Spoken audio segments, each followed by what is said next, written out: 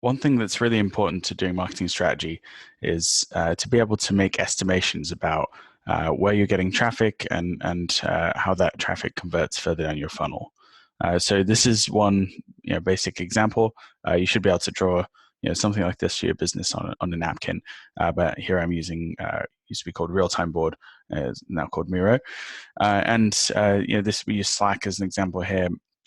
We don't actually know these numbers, but just by estimating them, it can help us tease out what we really think about the business and how it drives value. So, for example, if Slack were getting 25% of their traffic through direct, we're probably getting a lot of the traffic through referral.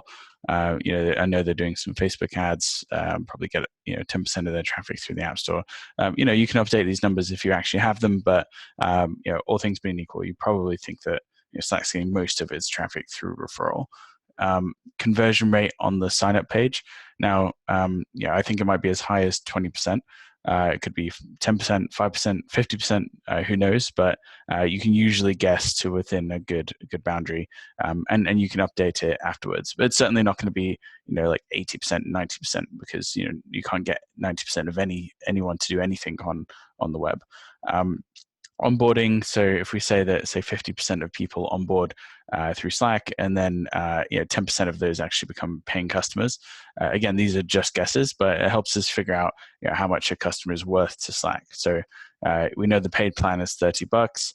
If we think the customers are going to stay for 18 months, we can actually use a calculator to just figure out how much a customer is worth in terms of lifetime value. So it's going to pay $30 for 18 months. So a customer is worth 540 in lifetime value. If only 10% of the free customers convert to paying customers, then we can actually just times that by 0.1, 10%. And then we know that actually a free customer then is worth $54. If we keep going, someone who signs up but hasn't onboarded yet, how much are they worth? So that'd be times 0.5 times 50%. So someone who signs up, an email sign up, is worth $27. How much is traffic worth? So if 20% of the traffic signs up, then we're going to say traffic on average for this company is worth $5.40 per click. So that maybe these assumptions won't hold for their paid Facebook ads. Maybe the conversion rate is much lower for those Facebook ads. Maybe it's half, right? But either way, through this analysis that if you're paying more than $5.40 per click, you're probably not going to make your money back, right, over the lifetime of that customer. If you think that Facebook is going to perform half as well as referral, then you can just multiply this by half. And now what to bid on your new Facebook campaigns, even though you haven't had people go all the way through the funnel yet. When you're launching that new Facebook campaign, or even trying something else like sponsoring someone's blog, you can actually work back through these assumptions and figure out what's worthwhile. If you expect, say, 1% click-through rate from sponsoring someone's blog, then you can even keep going with this and say, that's how much I'm willing to pay per impression, or if you times it by 1,000, I can pay $27 CPM, right? So it's not important that these numbers are correct. You can always update these numbers afterwards once you get the actuals. The important thing is to really play this out, to map it out in your brain, so you understand the business, or you at least understand your assumptions about the business. Most good marketers will do this. Just naturally, they'll start to ask questions about how many customers you have, how many of those convert at each stage of the funnel. But mapping it out like this can give you that leg up to really understand the business. Maybe you're right about some things, maybe you're wrong about them, but understanding what guesses, what assumptions you're making helps you make better strategic decisions. So this is a really simple example. The other cool thing you can do here is, if I want to know how many conversions I can do on the, how many conversion tests I can do to get more people to sign up, I can actually calculate that. All I need to know is how much traffic they get, and then I can work out the conversion rate. So, say for example, we think that Slack gets let's say they get maybe 10,000 people a day. So on average, we're going to expect maybe a 20% increase from a successful test. For smaller companies, this would be much bigger, 80% maybe, or you maybe even double performance from a successful test. But if you're starting with something that's really badly optimized, for a company like Slack that's probably well optimized, I would say more in the 10% and 20% region is more realistic. And it's important to set this because it the number you set here determines how many A/B tests you can run. The higher the minimum expected conversion rate improvement, the more number of tests you can actually run. Right, so that's why for smaller businesses they say swing for the fences, go for really, really big changes in order to get statistical significance. Right, so existing conversion rate, we said it was 20%. We can recalculate that if we're proven wrong, and then we just need to calculate test duration. So you can run 6 variations a day, with that much traffic.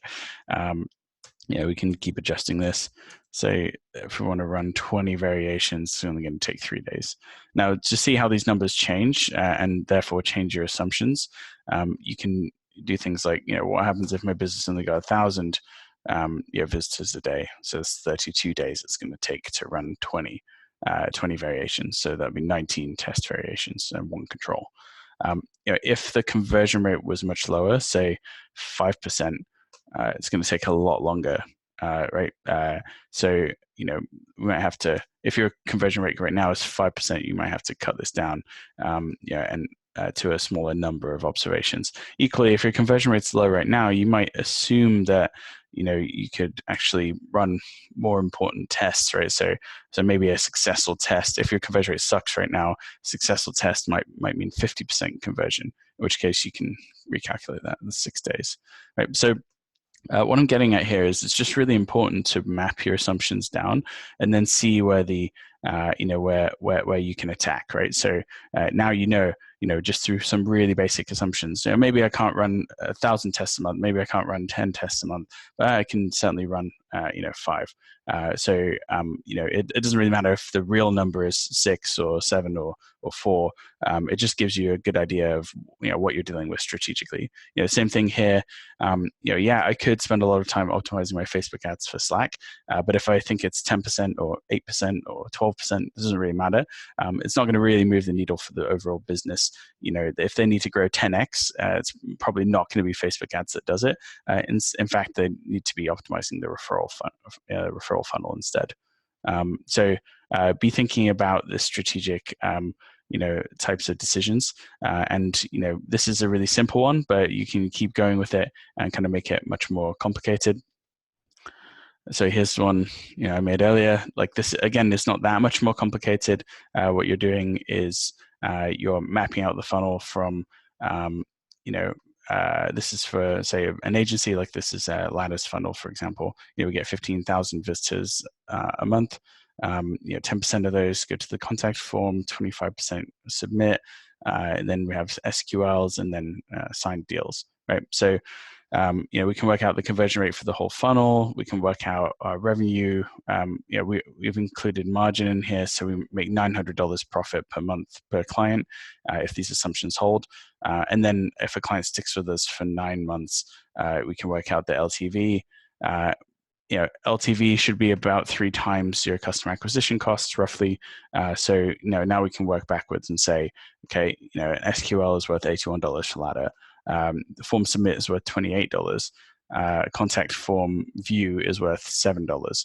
And now that we know these numbers, as well as how much we can afford to pay for CPM, we can also work out where should we be attacking, right? So we could run 5 zero tests a month based on the split test calculator, and right now we're seeing 0 is like fairly well optimized, but only 25% of people submitting the form. So I would say, we probably want to work on that contact form and increase this conversion rate. Seems to be the weakest. 10% conversion rate to contact form is pretty good, considering that a lot of our content is blog content, not particularly ready straight away to hire an agency.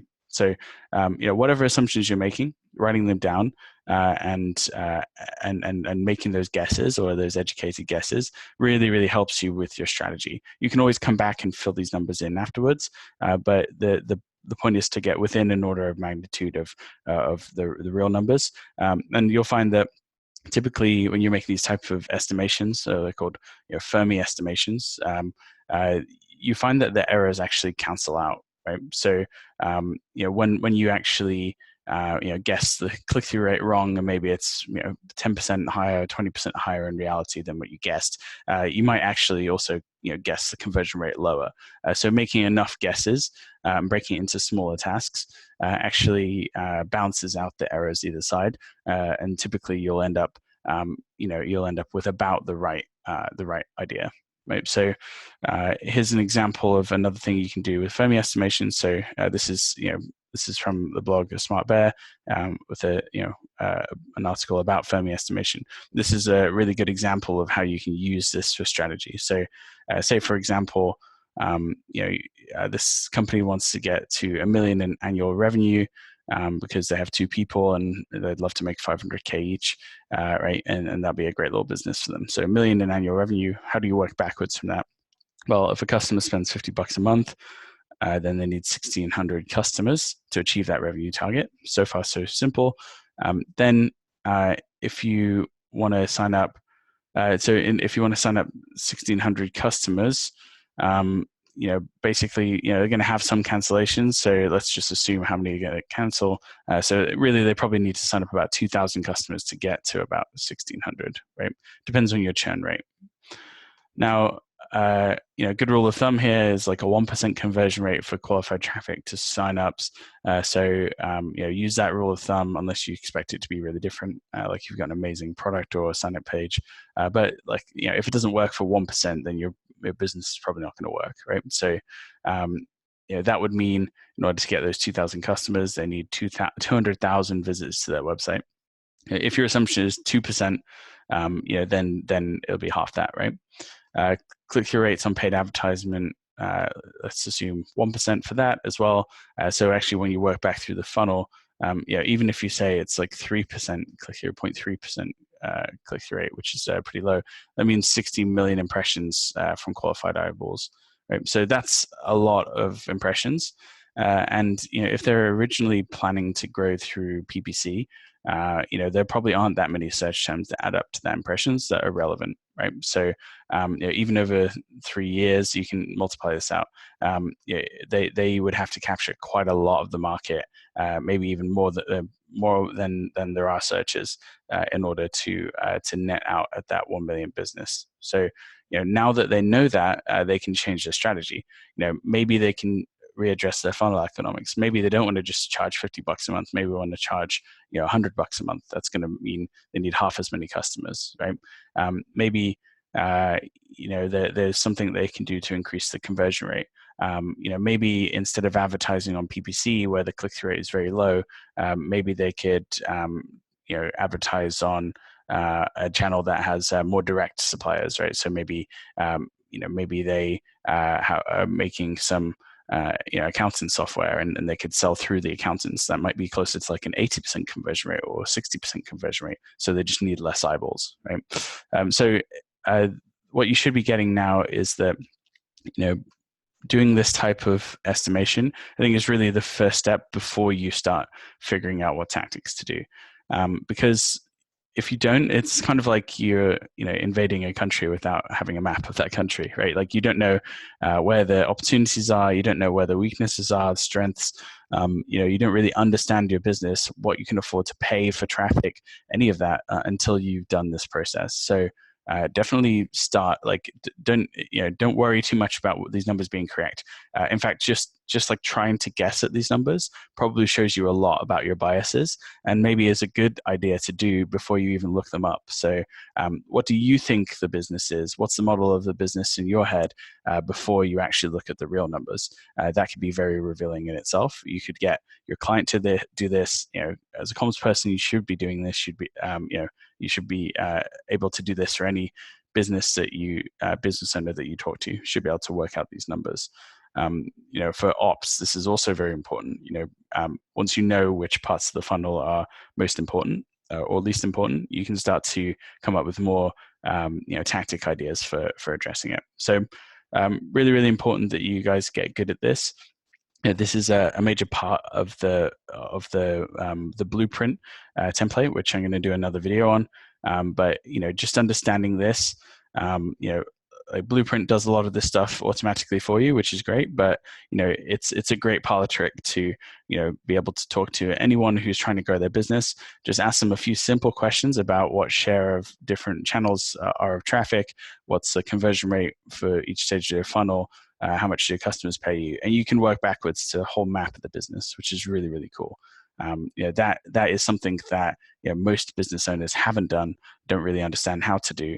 And being able to make these assumptions about, oh yeah, blog content click-through rate is probably going to be about 6% from Google, conversion rate on the sign-up page. If you need it to be 50%, you're probably going to go out of business because nobody converts at 50%.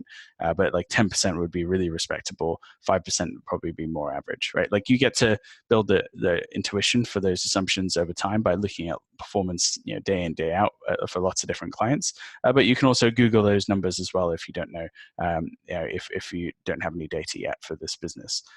Really, really important that you do this whenever you're thinking about launching a new campaign, launching a new product, really just understanding how to grow a company. Cool. Thanks, everyone. Hope you enjoyed it.